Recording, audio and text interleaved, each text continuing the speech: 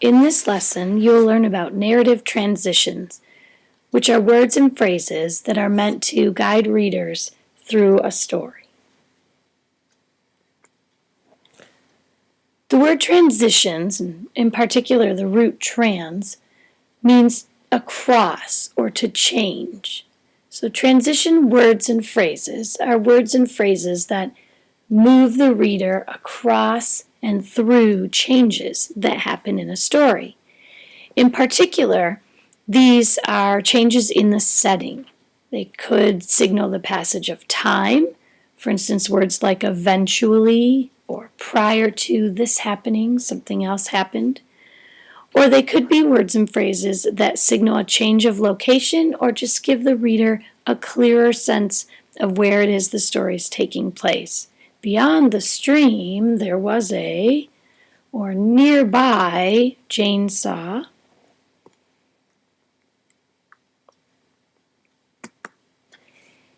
Here's the beginning of a narrative written in first person. I'm going to read it aloud as you follow along, and I'd like you to listen and try to identify transition words and phrases in this passage. And as you hear them, just jot them down on the paper where you are taking notes. A few years ago, I was walking my class to lunch. As we walked down the hallway, I could see what I thought was someone's hair ribbon lying on the floor. I remember thinking, oh, some poor girl lost her hair bow. I wanted to take it to the lost and found in the front office, so I asked a girl in my class named Kayla to go ahead of us to pick up the ribbon. As soon as she got next to the thing I thought was a ribbon, though, I saw it move. All of a sudden, I realized it wasn't a ribbon, it was a snake. I must admit that I considered turning and running the other way, but I had to be the responsible teacher and protect my students. First, I yelled for Kayla to run. I didn't want her to get struck by the snake, and because I didn't know which way the snake would move, telling her to run seemed like the only good idea. She immediately took off in a sprint. Next, I told the other 21 kids to go back down the hall in the direction of our classroom. What do you think? Did you get them all? If not, or if you need more time, pause the video here while you identify the transition words and phrases. When you think you've got them all, go ahead and move on.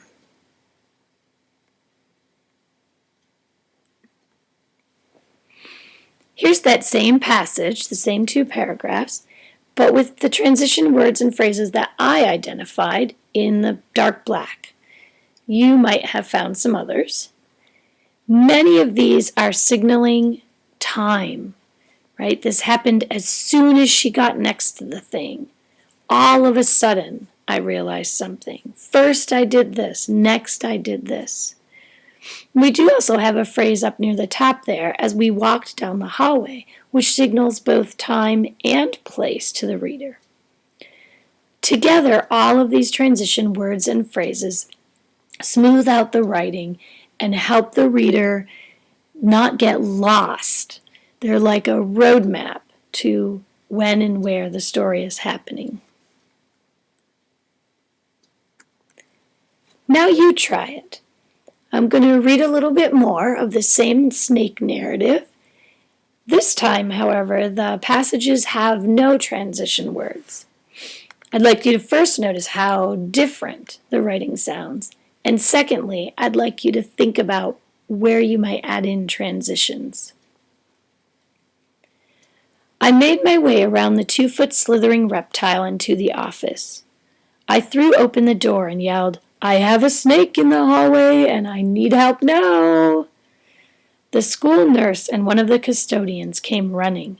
They cornered the creature. I returned to my students in our classroom down the hall and tried to calm everyone down. We learned the snake was a pygmy rattlesnake, one of the deadliest snakes in our area. I am thankful we all survived. What do you think? Where are some transitions needed? Where might they be helpful? Take a minute and right there on your note paper, write out or add in where you could put transitions in this section of the story. And if you're uncertain what words to add, remember you're taking notes, or you should be anyway, right on the back of a list of some possible words and phrases to use.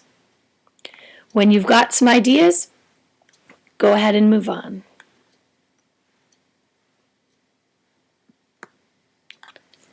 All right, here's just one possibility of the kinds of things you might have added to make the flow better and to help guide the reader. As soon as the students were safely back in our room, I made my way around the 2-foot slithering reptile and to the office nearby. Adding transitions like these in lets us know when it is that the teacher moved on to the office and how far she had to go or he had to go in order to get there. Right? Almost immediately would tell us how quickly the school nurse and one of the custodians came. And we look into the third paragraph. Later that day, we learned the snake was a pygmy rattlesnake. Right? It wasn't an immediate thing. You might have chosen to add some different transitions, of course, but the idea is the same. You should have helped to guide the reader better through this passage. As you're writing a story, of course, you can be creative with your transitions. You don't have to stick just with that list that I provided you. For instance, if you were writing a story about an unruly classroom of kids, instead of just saying, later in the day, the sub finally caught on to whatever it was, that Bob was the one being so bad, we could say, 20 spitballs later, the sub finally caught on. This gives your reader some idea of about how much time has gone by, but also helps to create a good snapshot image in their mind. In addition, you can do more with your transitions than just show about time and place. Here's an example that also helps to develop some background for a character. Just past the maple where Meg had buried Bo, her first dog, right? You're giving a sense of where things are happening in the story, but we also have just woven neatly in there a tiny little bit of background that lets us know more about Meg and builds her to be a more real and round and dynamic character. So have fun with these. They don't have to be bland and robotic. So what do you think? Where might you use transitions in your story? Go back through your draft that you're writing and look to see if you already have some in there. If you do, fantastic. You might see if you need any more. You might decide you have plenty.